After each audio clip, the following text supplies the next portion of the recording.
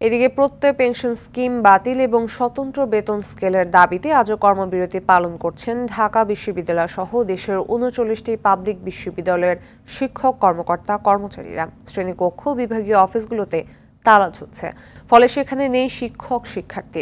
Class ছেড়ে শিক্ষকেরা নিজেদের দাবির পক্ষে আন্দোলন করছেন। টানা এক সপ্তাহ ধরে অচল হয়ে রয়েছে পাবলিক বিশ্ববিদ্যালয়গুলো, কিন্তু সংকট সমাধানে এখনও সরকারের কোনো উদ্যোগ দৃশ্যমান নয়। সর্বজনীন পেনশনের প্রত্যয় কর্মসূচিতে বিশ্ববিদ্যালয়ের শিক্ষকদের বাদ রেখে আগের মতোই পেনশন ব্যবস্থা চালু রাখা সহ ৩ দফা দাবিতে কর্মবিরতি পালন করা শিক্ষকদের অন্য দুটি দাবি হলো সুপার গ্রেডে বিশ্ববিদ্যালয়ের শিক্ষকদের অন্তর্ভুক্তি এবং শিক্ষকদের জন্য স্বতন্ত্র বেতন কাঠামো। সানবিট সব দিবে সামাল। সানবিট ম্যাজিক প্রেস ডিশওয়াশিং এর মাথা ঘোরানোর সলিউশন।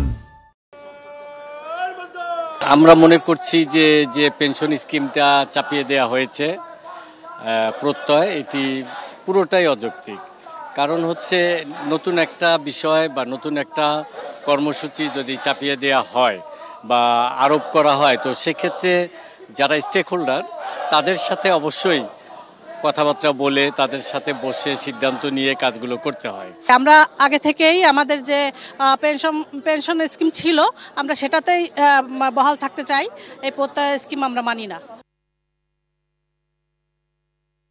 দর্শক, ঢাকা বিশ্ববিদ্যালয় ক্যাম্পাসে রয়েছেন সহকর্মী নাজিব ফরাজি, সরাসরি যোগ দিচ্ছেন তিনি। নাজিব, কোটা ও পেনশন ইস্যুতে ঢাকা বিশ্ববিদ্যালয়ের কি কর্মসূচি দেখছেন, আমাদের জানাবেন বিস্তারিত। সানবিট সব দিবে সামাল। সানবিট ম্যাজিক প্রেস ডিশওয়াশিং এর মাথা ঘোরানোর সলিউশন।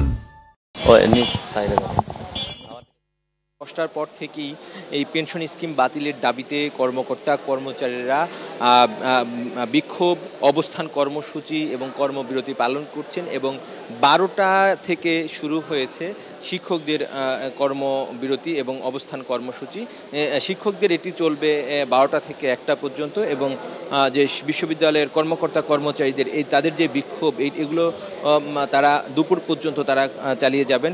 আমরা যেটি দেখছি যে কর্মকর্তা কর্মচারীদের যে বিশাল একটি মিছিল, তারা ঢাকা বিশ্ববিদ্যালয়ের বিভিন্ন স্থানে তারা যাচ্ছেন, প্রদক্ষিণ করছেন এবং বিশ্ববিদ্যালয়ের যে কর্মকর্তা কর্মচারী সবাইকে তাদের এই দাবির পক্ষে একমত পোষণ করছেন এবং তারা তাদেরকে নিয়ে রাজপথে তাদের অবস্থান জানান দিচ্ছেন। আর বিশ্ববিদ্যালয়ের শিক্ষকরা তারা কিন্তু আপনারা দেখতে পাচ্ছেন ইতিমধ্যেই তারা কিন্তু এই কলাভবনের নিচতলায় এসে অবস্থান করছেন এবং এখানে বিশ্ববিদ্যালয়ের শিক্ষক সমিতির সভাপতি, সাধারণ সম্পাদক এবং বিশ্ববিদ্যালয়ের প্রক্টর থেকে শুরু করে বিশ্ববিদ্যালয়ের সব শিক্ষক এখানে আসলে সবচেয়ে বড় বিষয় হচ্ছে অন্যান্য দাবির পক্ষে সাধারণত একটি দল বা একটি মতের শিক্ষকরা অংশ নিল।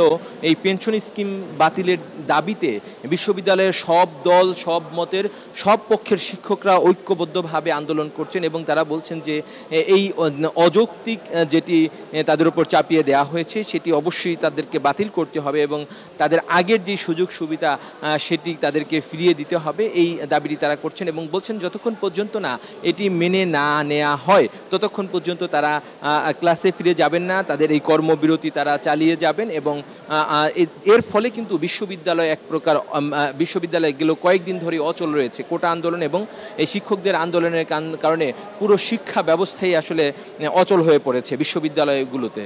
ফাতিমা, ধন্যবাদ।